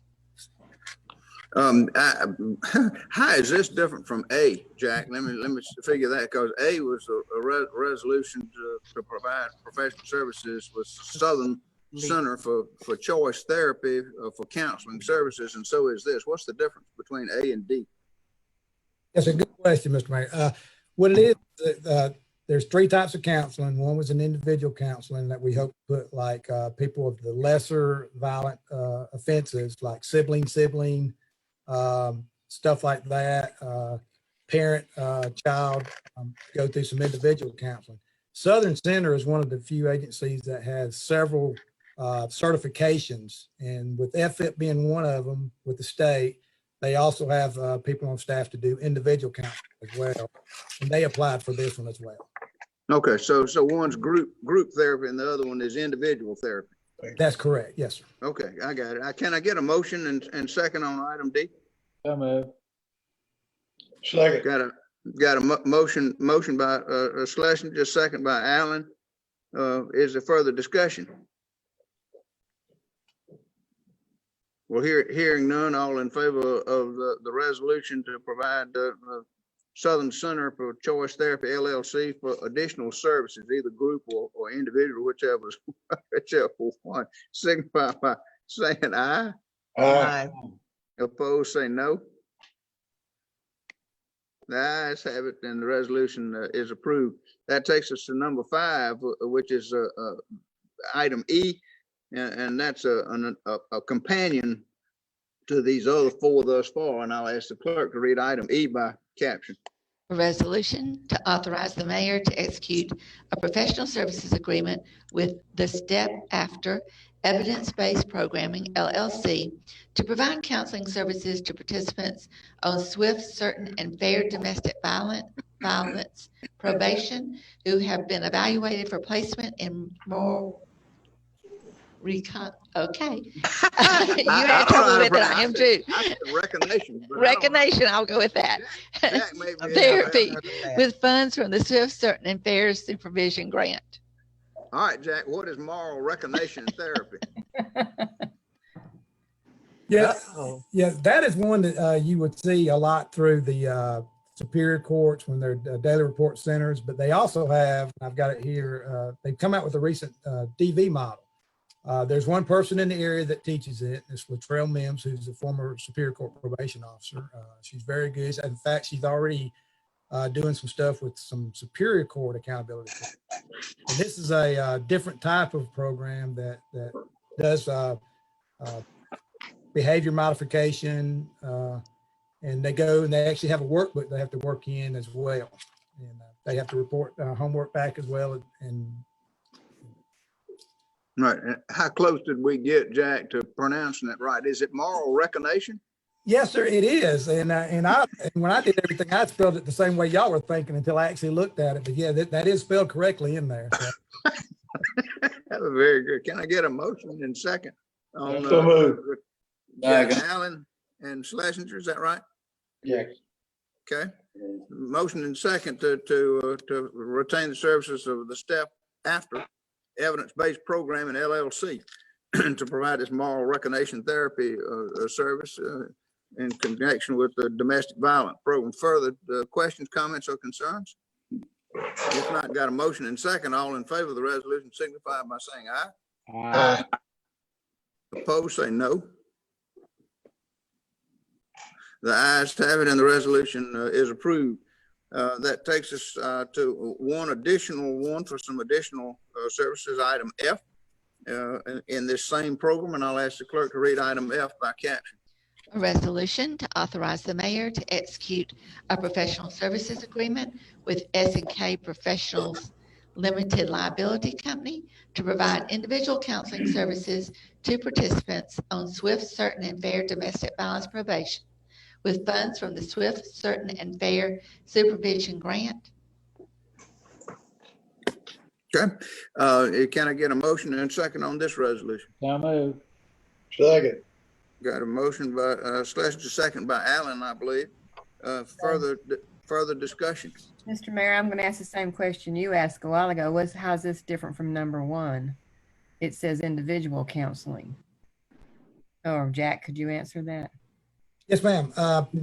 We actually have 2 out of the 3 that applied. 2 are licensed to do individual counseling. These 2 applied for the individual counseling. And again, that runs along the lines with Judge Hampton was wanting to do. If they applied for it, he wanted to make sure that everybody had an opportunity to get in with that particular counseling plan. S&K is one of the 2 individual counselors. Southern Choice is the second, and of course Southern Choice also has people on staff to do the other counseling program, which is FFIP, but they were the only FFIP provider to apply for it. So this is just another option of counseling for individuals. Correct. Yes, ma'am. And it may be a good thing to have more than one provider so you can compare and contrast the success rate. That's exactly what we will be doing. Good. Other questions, comments, or concerns about item F? Hearing none, all in favor of the resolution to hire S&K for this domestic violence program signify by saying aye. Aye. Opposed, say no. The ayes have it and the resolution is approved. We've already done item G earlier. That was the airport beacon. That takes us to item H, which is quit claiming 0.0000622 acres. And I'll ask the clerk to read that by caption. A resolution authorizing the mayor to execute a quit claim deed for the sale of real property consisting of 0.000622 acres located at 1023-1055 Riverside Drive to Causey Riverside Properties LLC for the fair market value of $300. I know a little bit about this. I was contacted by the owner of the property to say that they have a pending sale. This is the building on Riverside Drive, just north of Spring Street. It used to be an old Georgia Power facility or a trolley barn or something to that effect. It's just north of Grove Restaurant, if that helps you. And in the process of trying to get all of the deeds and everything, they found out that a facade was added to the front of the building in the 1950s or the 1960s to modernize its appearance. And the facade sticks out 4 inches and into the right of way of the little side street, Jones Alley, by this 4 inches. So it was noted as being an encroachment into a public right of way, and that was about to derail the whole sale of the whole building. So the owners have petitioned for a quit claim deed to clear up the encroachment. So we're selling them 4 inches well, 6 inches. We're selling them a strip 6 inches wide to be sure they've got enough to clear the entire addition for the 25 feet back, so it'll be an even property line. So they've agreed to pay $300. Joel or Michelle or Duke, anything you want to add to my feeble explanation? No, it'll clear title, and the total amount they need in this encroaching is 27 square feet. So it's about, just when they put the facade up, it just cut 4 inches into our right of way. So it's about $1 a square foot. I mean, I don't have a problem with this. I moved to approve, but I just wondered where that figure of money came from. it came, Joel, do you know? It came from the tax assessor, I think. It came from the fair market value from the tax assessor's office, plus Yeah. the time our office put into for putting everything together. Right. I think we should hold out for 500, but I'll go ahead. All right. Well, I hope that won't be a motion to amend because No, just kidding. kidding. I want to get this deal done. I got a motion by Wynn. Is there a second? Second, Jones. Good. Got a second by Jones. I'm excited about the project, and I hope that this clears the way for it. Is there further discussion then on the resolution to clear up this encroachment? Hearing none, all in favor of the resolution signify by saying aye. Aye. Opposed, say no. The ayes have it. The resolution is approved. And next, Commissioner Watkins has submitted a resolution to put a plaque in a park for Lamar Geddes and his association with the Boys Club that was previously in the park before we acquired the property, demolished the Boys Club and turned it into Pinnacle Park. Commissioner Watkins, are you still there with us? Yes, sir, I am. Would you like to talk about your resolution, sir? Sure. Mr. Lamar Geddes, leading member in our community, passed away, I think, almost a little bit over a year ago. During my time of coming up, and I think for many years, 15 years actually, Mr. Geddes was the director of the Boys and Girls Club that was located at the Pinnacle Park site now. After he left the Boys and Girls Club, he continued to serve the community as the executive director of the Crisis Line, which dealt with domestic violence and issues of that. And he also served with me as the chair of the Workforce Investment Board early on in our tenure. Like I say, he dedicated his life to improving Macon. He recently passed away. I just thought it would be fitting in that part to do something to recognize him in that community where he gave so much of his time. We went through all the procedures with the alumni of the Boys and Girls Association. He's actually inducted into the National Hall of Fame for Boys and Girls Club this past year. His family, as well as some of the members or students who served at that time, have all kind of signed a petition and worked on this. It's a shame we're not able to do something a bit more grandiose, but hopefully after the COVID is over, we'll be able to do those things. Good. I'm in favor of this. I knew Lamar Geddes and I did not know of his association with the Boys Club, but I think that's a great reason and segue to put a plaque. The only thing I would ask is, Commissioner Watkins, will you kind of help us come up with the language that you want, you and the family come up with the language that we want for this plaque, and we'll figure out kind of whether it's a plaque or a monument or what to put this language on to get something appropriate. So will you help us with that, Mr. Watkins? Yes, sir. That'll work. Okay. Then can I get a So motion? moved, Mr. Mayor. Second. Got Allen is a motion and a second by Schlesinger. Further questions, comments, or concerns? Yes, sir, Mr. Mayor. Just out of curiosity, what do the plaques and monuments run about the same cost, and what would that cost be? I know we've put out plaques. No, I think there are plaques, and then there are plaques, and then there are monuments, and I think you could have an unlimited budget. So you raise a good point.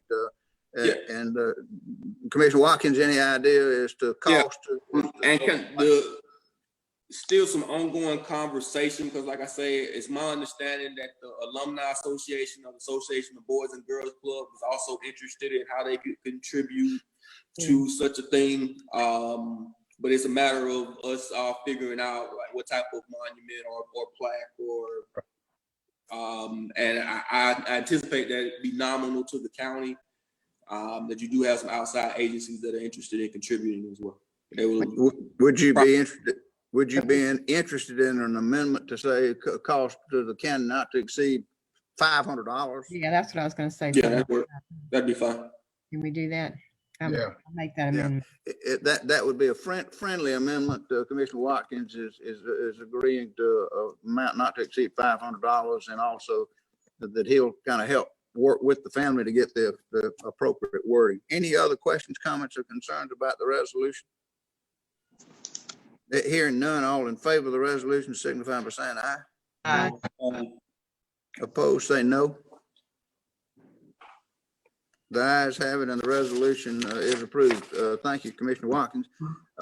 Next, we've got a Board of Elections supplemental appropriation, and I don't know who is on here to talk to us about that. Dr. Moffitt, are you okay? Dr. Moffitt, unmute yourself and tell us about the resolution and how we came to this supplemental appropriation. All right, this is one of those supplements that we knew were coming with the changes at the state level.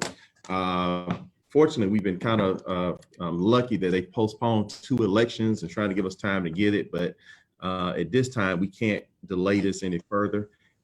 In speaking with the director of the Board of Elections, just give you some background. We have approximately 110,000 registered voters, 31 polling locations. The new requirements is costing them equipment and some new handling procedures. This supplemental will cover 43. The name of it is Easy Cart, 4,000 security carts. Those are the big containers that the ballots will go into. 70 precinct ballot transport bags, because the handlers have to secure the ballots. They can't hold them by hand, from what I understand. They have to put them in these specialized bags to do that. And additional 140 global industrial hand carts to carry them. Again, all in all, it's just a lot of new equipment that's needed, because each voting area will have 3 pieces of equipment. Then once the person uses the equipment, the ballot is then printed out physically, and then it's taken over to another area where it is scanned in and actually counted. So again, new procedures, new policies. This supplemental is for $377,000. Again, these are new mandates down from the state. They're required to get the election going. One note in conference with the county attorney, because of the timing of the election, I would like to deem this an emergency and suspend the regular procurement procedures. The Board of Election has the vendor information to do the requisition. So in order to get the equipment ordered, delivered, set up, tested, and at the same time with the Board of Election doing the increase after balloting, I think that we need to give them time to kind of work this into the process for the June 9th election. So I'm asking or notifying you that the county attorney has said that we well within our rights to deem this an emergency procurement to get it done by June 9th. All right, we got probably several different questions. Commissioner Wynn, let me go to you. Hold on, let me be sure that I've got enough to go on. Is there a motion and second to discuss this supplemental appropriation? So moved, first of all. Got a motion by Wynn and second by Schlesinger so Commissioner Wynn, you had the first question, I think. So much for this not costing our counties and cities anything, but I understand, and when we do this as an emergency thing, I understand that these machines and this paper is this very special kind of paper and stuff. So you really have to buy it from where they're saying you have to buy it. So we don't really have an option of going out and getting bids on it anyway. Is that Right. correct? That is my understanding. Now, Yeah. I'll let Dr. Moffitt speak to this and or the county attorney. So we may be tying on to a state contract as Right. well, because it's Yeah, the these are same. special. That's what I understood, because I Yeah. talked to them about it, and it's special equipment coming from a company out in Denver, I think, Colorado, and then the special paper and all this stuff. So we probably have to buy it from the same place. That's You're correct. Some of it would be sole source, but the ones that we might get questioned about, did we bid it out? I just want to go ahead and get this done. Okay. So, Commissioner Watkins? I'm comfortable with, I get it. We got mandated items that we must buy. And I know it's still early in the process, but you mentioned June 9th. When we get a chance, could you talk to me a little bit about our process going forward? I know largely they relied on volunteers. I saw like the Wisconsin primaries where they ended up having a lot of polling places that weren't able to be opened. Like, I think I saw like Milwaukee, they went from, instead of having 40 polling places, they had 5. I don't know if they planned that, or it may be some positives from that, but I want to make sure we're talking about the logistics, because we really only have what early voting starts less than a month. Well, my conversation with the elections director is that she still has her pipeline in place of poll workers. There was the concern that some of these were in that category of retired or more senior people, and their exposure to the general public was of great concern, and which probably led to the 2 postponements already.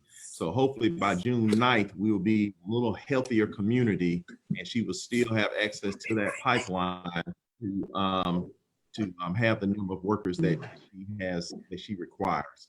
I have inquired with some departments about possibility of using county employees as under the other duties required, but then we would still have the same concern about exposing people to the public. So my understanding is, hey, all counties are dealing with some of these same issues. Yeah. But by having June 9th, hopefully we'll have a healthier community, and she still has a pipeline of workers. They've already done some of the initial training from the last 2 postponed elections. So she just needs to pick that training back up, especially with the increase of absentee ballots that we anticipate coming in. Hopefully that will reduce the number of people at the polls, but we still have to have a full operation. Even though people have the option to do absentee ballots, we still have to have a full operation at every polling place. Do we know at this time of any polling places that have opted out? Because I know it is volunteer based for the ones that are government facilities. Well, the ones that we had to verify with the schools, because they were closed, but Bibb County Public Schools has agreed to allow us to use their facilities, and Middle Georgia State has agreed to allow us to continue to use this facility, even though they're going to change buildings, because the one building had a power issue with the new equipment. We had to have more dedicated power line or more dedicated power sockets because of the additional equipment. So the only change that I'm aware of is in Middle Georgia, but it's just in a different building, but there will be ample signage to show that the polling location just has moved from buildings, but it's still at the same location. In this budget number, this is my last question. In this budget number, I know that and I want to thank you, you've been doing a good job. We did a great job of distributing PPE equipment to our public safety and employees that are working throughout our government. Is that something that we've considered in this budget line right now for, I guess, those volunteers that will come on, or do we have enough in stockpiles that we? The answer to your question is no. The PPE is not a part of this budget, but we've just been handling that through normal departmental requests, and we are collecting that data just in case there is a reimbursement from the federal government. So if she makes her request for PPE, emergency management and our facilities department are distributed as departments are requesting it. Okay. Question, comment? Yeah, go ahead, Mayor Pro Tem. I've spoken to and talked to the election supervisor, Ms. Janetta. They have just continued on with their process. I don't think they've slowed down their process or anything. I think it just helps those running for office to extend their process to be able to get people out and get them educated about absentee ballots. I'm going to ask Mr. Mayor if our PR department can begin to do tutorials. I've spoken to individual commissioners, but I think the PR department can do a better job as far as doing tutorials, similar to the same way we did with the parking meters, that we've got to begin to use our resources to educate the public on how simplified it may or may not be to use absentee balloting, and you know, and how do you get the word out? I think also this commission may need to look at organizations, nonprofits such as I think it's Georgia Women, and I was going to reach out to Claire Cox, that we've got to partner maybe with them. The food bank is offering food services. So maybe we can partner between our PR department, Chris Floyd's office, Georgia Women, Jeff Batcher with the that department, and have people to come out and bring their absentee ballots out. And you know, because it's as simple as people can't get to the post office to get a stamp. And we've got to do something to ensure that this election process moves smoothly for everybody. There are a lot of new candidates that's running for office that don't have the advantage that some of us have as incumbents. And I know y'all don't like me saying that, but you know, this process just has to be fair for everybody. And we just have to do more, I think, to help the public and to help everybody, so nobody will come back and challenge this election process, these dates, or anything.